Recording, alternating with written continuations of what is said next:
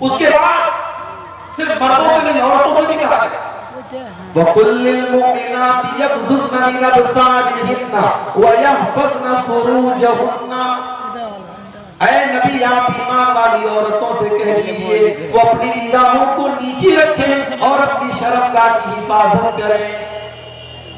अब औरत अपनी शर्मगाह की हिफाजत कैसे करेगी उसके लिए बहुत जरूरी चीज है औरत का पर्दे में रहना और औरत का अपने हुस्न और अपनी खूबसूरती को छुपा करके रखना। इसलिए आगे अल्लाह ने फरमाया वला युबदीन ज़ीनतहुन्ना इल्ला मा ज़हरा मिन्हा। ऐ ईमान वाली औरतों तुम अपनी जीनत को किसी गैर मर्द के सामने जाहिर मत करो। अब जीनत के अंदर औरत का चेहरा भी आ गया, औरत का पूरा बदन आ गया, औरत के ज़ेवरात आ गए, औरत के जिस्म के नशे व फराज आ गए। औरत सर से पैर तक जीनत है और अल्लाह ने कहा तेरी जीनत तुझे गैर मर्दों के सामने जाहिर नहीं करनी। उसके बाद फरमाया वलयज़रिबन बिखुमुरिहिन्ना अला जुयूबिहिन्ना। ऐ मुसलमान औरतों तुम्हें अपना दुपट्टा अपने सीने पर रखना है, अपने गरिबान पे रखना है। भाई के सामने भी, बाप के सामने भी, ससुर के सामने भी, महरम रिश्तेदार के सामने भी जब भी तुम रहो अपने सर पे दुपट्टा रखो, अपने सीने पर दुपट्टा रखो। अल्लाह कुरान करीम जैसी अजीम किताब उसमें अल्लाह ताला ने औरत के दुपट्टा रखने का तरीका बताया है। इसका मतलब ये हुआ कि औरत का दुपट्टा और औरत का पर्दा ये कोई मामूली बात नहीं है, ये अल्लाह की नजर में बहुत बड़ी बात है। अल्लाह ने कुरान में इसको बयान किया। मेरी प्यारी माँ और बहनों आज औरत के सर से दुपट्टा छीन लिया। आज मुसलमान औरत के सर से उसका दुपट्टा छीन लिया गया है। आज मुसलमान औरत पर्दे और दुपट्टे को से आजाद होना चाहती है और दुनिया यही चाहती है कि औरत इस दुपट्टे से। मगर मैं आपसे कहना चाहता हूँ मेरी प्यारी माँ बहनों अगर आपको जन्नत में जाना है, अगर आप अल्लाह ताला को खुश करना चाहती हैं, जन्नत में जाना चाहती हैं तो आप अपने पर्दे से कभी समझौता न करें, आप अपने दुपट्टे से कभी समझौता न करें। जन्नत की औरतों के बारे में भी अल्लाह के नबी फरमाते हैं कि वो दुपट्टे वाली होंगी, वो हया वाली होंगी। हदीस के अल्फाज है अल्लाह के नबी फरमाते हैं लबित तलाक इला अहली दुनिया लबलगत मा बैनहुमा रिहा। अगर जन्नत की औरतें जमीन की तरफ झांक दें, जमीन की तरफ एक नजर डाल दें तो जमीन और आसमान के दरमियान की जितनी फजा और जितना माहौल है सब खुशबू से भर जाए। ये जन्नती औरत की खुशबू ऐसी होगी अगर वो सिर्फ जमीन की तरफ झांक दे, दुनिया की तरफ झांक दे तो दुनिया खुशबू से भर जाए। और आगे अल्लाह के नबी फरमाते वला नसीफुहा अला रासिया खैरुम मिन दुनिया व मा फिहा। जन्नत की औरत के सर पर जो दुपट्टा है वो दुपट्टा इतना कीमती है कि दुनिया की सारी नेमतों से बढ़कर के वो दुपट्टा है। इसका मतलब ये हुआ कि जन्नत के अंदर जो हूरें होगी, जो जन्नती औरतें होगी वो भी दुपट्टा अपने सर पे रखने वाली होगी, वो बेहया नहीं होगी, वो बेपर्दा रहने वाली नहीं होगी, वो शर्मीली होगी, वो हया। उसके बाद अल्लाह ताला ने लिस्ट बयान की कि किन किन रिश्तेदारों से औरत को पर्दा करने की जरूरत नहीं है। फरमाया वला युबदीन ज़ीनतहुन्ना इल्ला लिबुलतिहिन्ना औ आबाइहिन्ना औ आबाइ बुलतिहिन्ना।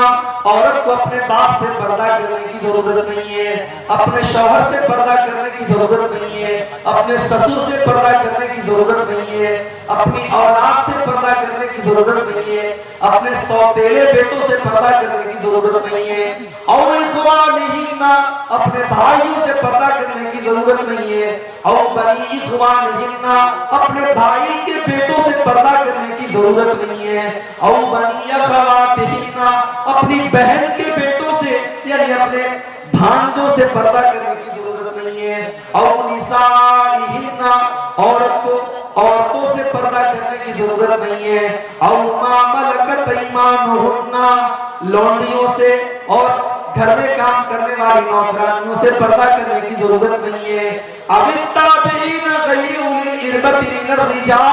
या घर में काम करने वाले बहुत बूढ़े मर्द जिनके अंदर कोई ख्वाहिश नहीं बची है, उन बूढ़े मर्दों से भी तुम्हें पर्दा करने की जरूरत नहीं है। और इतने छोटे बच्चों से भी पर्दा करने की जरूरत नहीं है जो अभी मर्द और औरत की राज की बातें नहीं जानते। अल्लाह ने कहा कि बच्चे ऐसे होंगे जो औरत की राज की बातें नहीं जानते। आज तो मोबाइल में बच्चों से उनका बचपन छीन, 8-8 साल के बच्चे, 9 साल की बच्चियां आज अपनी उम्र से आगे की सोच और ज़हनियत रखती है। मेरे प्यारे साथियों, आज बच्चों से उनका बचपन हमने मोबाइल देकर छीन लिया है। अल्लाह फरमा रहा है कि इतने छोटे बच्चे जो भी औरतों की राज की बातें नहीं जानते हैं, उनसे पर्दा करने की जरूरत नहीं है। इसका मतलब ये निकला, अगर बच्चे बड़े हो जाएं, समझदार हो जाएं, अगरचे भी बालिग नहीं हुए हैं, लेकिन अगर वो समझदार हो चुके हैं तो उनसे भी पर्दा करें।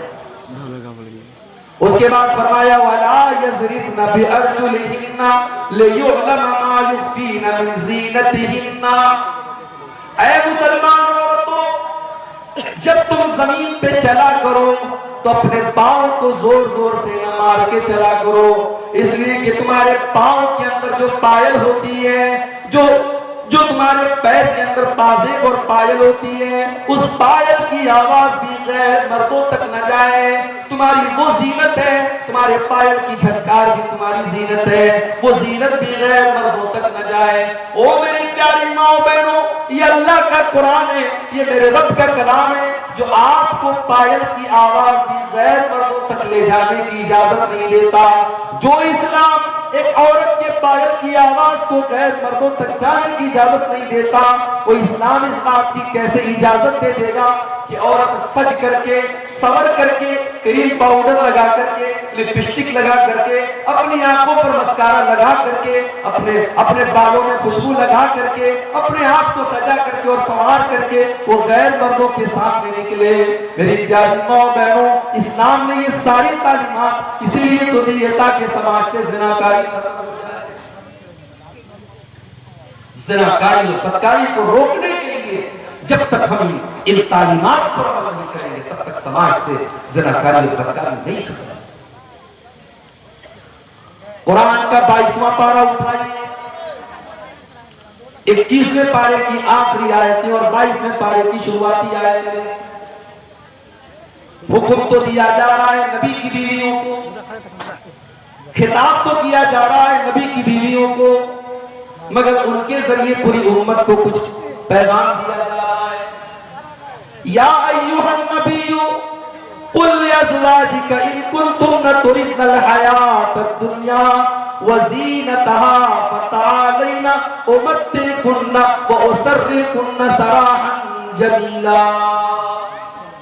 ऐ नबी, अपनी बीवियों से कह दीजिए, अगर तुमको दुनिया चाहिए और दुनिया की दौलत चाहिए तो आ जाओ, मैं तुमको दुनिया की दौलत दे देता हूँ, लेकिन मैं तुमको तलाक दे देता हूँ, मैं तुमको छोड़ देता हूँ।